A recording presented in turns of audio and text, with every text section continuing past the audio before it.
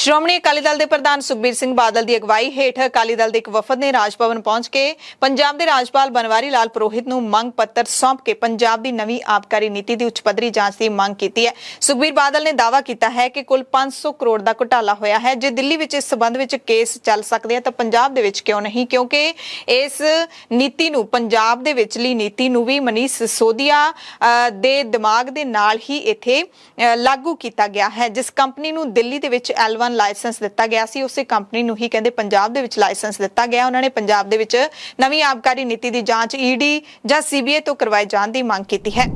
CBI ਨੇ case register ਕੀਤਾ ਤੇ ਉਹ ਜਿਵੇਂ ਦਿੱਲੀ ਕਰੋੜਾਂ ਰੁਪਏ ਦਾ ਕਪਲਾ ਹੋਇਆ ਉਵੇਂ ਉਹੀ ਕਪਲਾ ਇੱਥੇ ਪੰਜਾਬ 'ਚ ਹੋਇਆ। ਮੈਂ ਥੋੜੇ ਦਿਨ ਪਹਿਲੇ ਪ੍ਰੈਸ ਕਾਨਫਰੰਸ ਰਾਹੀਂ ਪੂਰੀ ਡਿਟੇਲ ਦੱਸੀ ਕਿ ਜਿਵੇਂ ਦਿੱਲੀ ਦੀ ਸ਼ਰਾਬ ਦੀ ਪਾਲਿਸੀ ਸਿਸੋਦੀਆ ਸਾਹਿਬ ਨੇ ਡਿਪਟੀ CM ਨੇ ਬਣਾਈ, ਉਹੀ ਪਾਲਿਸੀ ਉਹਨਾਂ ਨੇ ਪੰਜਾਬ ਦੀ ਪਾਲਿਸੀ ਉੱਥੇ ਉਹਨਾਂ ਨੇ ਬਣਾਈ। ਪੰਜਾਬ ਸਰਕਾਰ ਦੇ ਜਿਹੜਾ ਫਾਈਨੈਂਸ਼ੀਅਲ ਕਮਿਸ਼ਨਰ ਟੈਕਸੇਸ਼ਨ ਹੈ, ਐਕਸਾਈਜ਼ ਕਮਿਸ਼ਨਰ ਟੈਕਸੇਸ਼ਨ ਹੈ ਤੇ ਇਹਨਾਂ ਦੇ ਅਫਸਰ 30 ਮਈ ਨੂੰ ਤੇ 6 ਜੂਨ ਨੂੰ ਸਿਸੋਦੀਆ ਸਾਹਿਬ ਦੇ ਘਰੇ ਬੁਲਾਏ ਗਏ।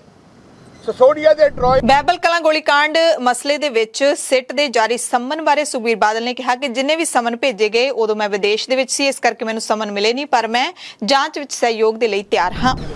ਯਾਰ ਜਦੋਂ ਜਿੰਨੇ ਮਰਜ਼ੀ ਸਮਨ ਕਰਦੇ, ਜਦੋਂ ਜਿੱਥੇ ਮਰਜ਼ੀ ਕਰਨ ਮੈਂ ਤਿਆਰ ਆ ਜਾਣ। ਮੈਂ ਤਾਂ ਉਹਨਾਂ ਨੂੰ ਆ ਵੀ ਕਿਹਾ ਸਮਨ ਲੈਣ ਆਏ ਸੀ, ਮੈਂ ਕਿਹਾ ਮੇਰੇ ਨਾਲ ਫੋਟੋ ਖਿਚਾ। ਅਜੇ ਤਾਂ ਮੈਂ ਪਹਿਲੇ ਕੀ ਸੀ, ਮੈਂ ਆਊਟ ਆਫ ਕੰਟਰੀ ਸੀ, ਮੈਂ ਬਾਹਰ ਗਿਆ ਸੀ। ਜਦੋਂ ਇੱਥੇ ਨੇ ਸਮਨ ਭੇਜੇ ਲੀਗਲੀ ਮੈਨੂੰ ਸਰਵ ਕਰ ਹੀ ਨਹੀਂ ਸਕਦੇ ਕਿਉਂਕਿ ਮੈਂ ਬਾਹਰਲੇ ਕੰਟਰੀ ਸੀ। ਉਹਦੇ ਬਾਅਦ ਉਹਨਾਂ ਨੇ ਭੇਜੇ ਨਹੀਂ। 14 ਤਰੀਕ ਦੇ ਸੰਬੰਧ ਸਰਵ 14 ਤਰੀਕ ਦੇ ਮੈਂ ਇਹਨਾਂ ਨੂੰ ਆਪ, ਮੈਨੂੰ ਟੈਲੀਫੋਨ ਤੇ ਮੇਰੀ ਗੱਲ ਹੋਈ, ਮੈਂ ਕਿਹਾ ਤੁਸੀਂ, ਮੈਂ ਆਪ ਕੀਤੀ ED ਦੇ ਆਪਣਾ ਸਿੱਟ ਦੇ ਅਫਸਰਾਂ ਨਾਲ।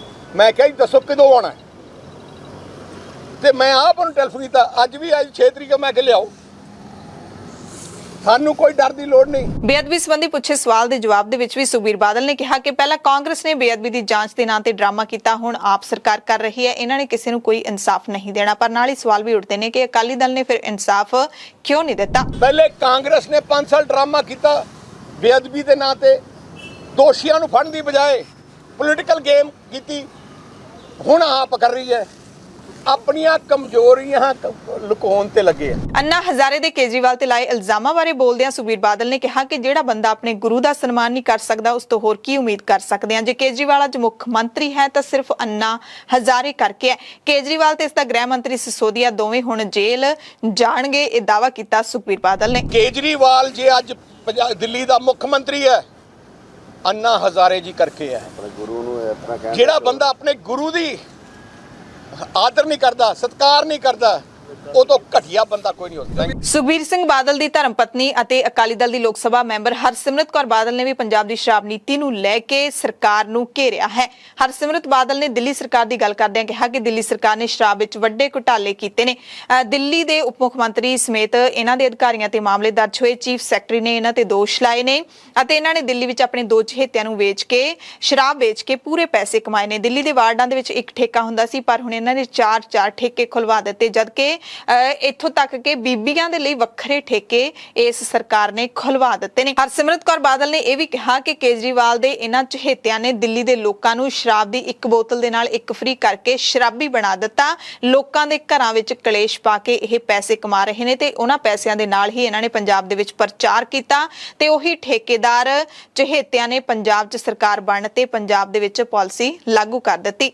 ਪੰਜਾਬ ਦੌਰੇ ਤੇ ਪਹੁੰਚੇ ਹੋਏ ਕੇਂਦਰੀ ਜਲ ਸ਼ਕਤੀ ਮੰਤਰੀ ਗਜੇਂਦਰ ਸਿੰਘ ਸ਼ੇਖਾਵਤ ਨੇ ਸਾਹਿਬਜ਼ਾਦਾ ਅਜੀਤ ਸਿੰਘ ਨਗਰ ਮੋਹਾਲੀ ਦੇ ਵਿੱਚ ਪ੍ਰੈਸ ਕਾਨਫਰੰਸ ਕਰਦਿਆਂ BBMB ਬਾਰੇ ਇੱਕ ਵੱਡਾ ਬਿਆਨ ਦਿੰਦਿਆਂ ਕਿਹਾ ਕਿ BBMB ਸਿਰਫ ਪੰਜਾਬ ਦਾ ਬੋਰਡ ਨਹੀਂ ਹੈ, ਇਹ ਹਰਿਆਣਾ, ਦਿੱਲੀ ਤੇ ਰਾਜਸਥਾਨ ਦਾ ਸਾਂਝਾ ਬੋਰਡ ਹੈ, ਇਸ ਲਈ ਇਸ ਤੇ ਸਭ ਦਾ ਬਰਾਬਰ ਹੱਕ ਹੈ। ਬੰਦੀ ਸਿੰਘਾਂ ਦੀ ਰਿਹਾਈ ਬਾਰੇ ਕੇਂਦਰੀ ਮੰਤਰੀ ਨੇ ਕਿਹਾ ਕਿ ਕਾਫੀ ਸਮੇਂ ਤੋਂ ਮੰਗ ਕੀਤੀ ਜਾ ਰਹੀ ਹੈ, ਪਰ ਅਸੀਂ ਕਹਿੰਦੇ ਬੰਦੀ ਸਿੰਘਾਂ ਦੀ ਸੂਚੀ ਮੰਗ ਕੇ ਥੱਕ ਗਏ ਹਾਂ। ਹਜੇ ਤੱਕ ਕਿਸੇ ਨੇ ਵੀ ਸਰਕਾਰ ਨੂੰ ਸਿੱਖ ਕੈਦੀਆਂ ਦੀ ਸੂਚੀ ਦਿੱਤੀ ਹੀ ਨਹੀਂ। ਪਰ ਕੇਂਦਰ ਸਰਕਾਰ ਇਸ ਗੰਭੀਰ ਮੁੱਦੇ ਤੇ ਗੌਰ ਕਰ ਰਹੀ ਹੈ, ਹਮਦਰਦੀ ਦੇ ਨਾਲ ਗੌਰ ਕਰ ਰਹੀ ਹੈ। ਸੋ ਇਸ ਮਸਲੇ ਦੇ ਵਿੱਚ ਇੱਕ ਵੱਡਾ ਵਿਵਾਦਿਤ ਬਿਆਨ ਕੇਂਦਰੀ ਮੰਤਰੀ ਦੇ ਵੱਲੋਂ ਦਿੱਤਾ ਗਿਆ ਹੈ, ਕਿਉਂਕਿ ਪਿਛਲੇ ਸਮੇਂ ਦੇ ਵਿੱਚ ਵਿਧਾਨ ਸਭਾ ਚੋਣਾਂ ਤੋਂ ਪਹਿਲਾਂ ਸ਼੍ਰੋਮਣੀ ਅਕਾਲੀ ਦਲ ਸੰਯੁਕਤ ਦੇ ਪ੍ਰਧਾਨ ਸੁਖਦੇਵ ਸਿੰਘ ਢੀਂਡਸਾ ਕੇਂਦਰੀ ਗ੍ਰਹਿ ਮੰਤਰੀ ਅਮਿਤ ਸ਼ਾਹ ਨੂੰ ਇਹਨਾਂ ਬੰਦੀ ਸਿੰਘਾਂ ਦੀ ਸੂਚੀ ਖੁਦ ਦੇ ਕੇ ਆਏ ਸਨ। ਸ਼ੇਖਾਵਤ ਨੇ ਕਾਂਗਰਸ ਨੂੰ ਗਾਂਧੀ ਪਰਿਵਾਰ ਦੀ ਪਾਰਟੀ ਕਰਾਰ ਦਿੱਤਾ ਅਤੇ ਇਹ ਵੀ ਦਾਅਵਾ ਕੀਤਾ ਕਿ ਪੰਜਾਬ ਦੇ ਵਿੱਚ ਬੀਜੇਪੀ ਦਾ ਵੋਟ ਬੈਂਕ ਵਧਿਆ ਹੈ। ਵਿਧਾਨ ਸਭਾ ਚੋਣਾਂ ਦੇ ਵਿੱਚ 92 ਸੀਟਾਂ ਜਿੱਤਣ ਵਾਲੀ ਆਪ ਪਾਰਟੀ ਦੀ ਸੰਗਰੂਰ ਚੋਣਾਂ ਦੇ ਵਿੱਚ ਹਾਰ ਕਹਿੰਦੇ ਸ਼ਰਮਨਾਕ ਹੈ ਤੇ ਇੱਥੇ ਸਾਡਾ ਵੋਟ ਬੈਂਕ ਵਧਿਆ ਪਰ ਆਮ ਆਦਮੀ ਪਾਰਟੀ ਨੂੰ ਲੋਕਾਂ ਨੇ ਨਕਾਰ ਦਿੱਤਾ। ਇੱਥੋਂ ਤੱਕ ਕਿ ਕਹਿੰਦੇ ਪਿੰਡਾਂ ਦੇ ਵਿੱਚ ਹੁਣ नो एंट्री ਦੇ ਬੋਰਡ ਵੀ ਲੱਗ ਰਹੇ ਨੇ। भारत के इस 75 साल के लोकतंत्र में मैं कहूँगा कि एक केस स्टडी होगी कि कोई सरकार जब इस थंपिंग मेजॉरिटी के साथ में जनता ने छप्पर फाड़ करके जनता आशीर्वाद दिया हो, 117 में 92 सीट्स जिता करके दी हो, वो सरकार अपने हनीमून पीरियड में ही 100 दिन के पीरियड में ही लोकसभा का जब चुनाव उपचुनाव होता है और वो भी उस कॉन्स्टिट्यूएंसी को जिसने सीएम ने खाली किया हो, वहाँ उसकी दुर्दशा हो जाए, ये अपने आप में एक केस स्टडी है। और उसके बाद में जिस तरह से वर्तमान सरकार यहाँ जो वादे किए थे, जो सब्ज बाग दिखाए थे, जो दिन में सपने दिखाए थे, जो तारे तोड़ करके लाने की बातें की गई थी, अब उन सब से भागती हुई जब नजर आ रही है, मैं सत्यता की बात नहीं करता क्योंकि मैंने खुद अपनी आंखों से नहीं देखा है, लेकिन मुझे बताया गया है कि कुछ गांवों में तो अब जिस आम आदमी पार्टी को लोग फूलमाला और सरोपा लेकर के स्वागत कर रहे थे, वहां उनके लिए नो एंट्री के बोर्ड लगना शुरू हो गए। ये केवल 5-6 महीने के हालात हैं। ਕੇਂਦਰੀ ਮੰਤਰੀ ਨੇ ਕਿਹਾ ਕਿ ਮੈਂ ਖੁਦ ਨੂੰ ਭਾਗਾਂ ਵਾਲਾ ਸਮਝਦਾ ਕਿ ਅਨੰਦਪੁਰ ਸਾਹਿਬ ਹਲਕੇ ਤੋਂ 2024 ਚੋਣਾਂ ਦੇ ਪ੍ਰਚਾਰ ਲਈ ਮੈਨੂੰ ਚੁਣਿਆ ਗਿਆ ਹੈ। ਦਾਅਵਾ ਵੀ ਕੀਤਾ ਕਿ ਐਤਕੀ ਪੰਜਾਬ ਲੋਕ ਸਭਾ ਦੇ ਵਿੱਚ ਬੀਜੇਪੀ ਨੂੰ ਚੁਣੇਗਾ। अनंतपुर साहब, मैं सौभाग्यशाली मानता हूं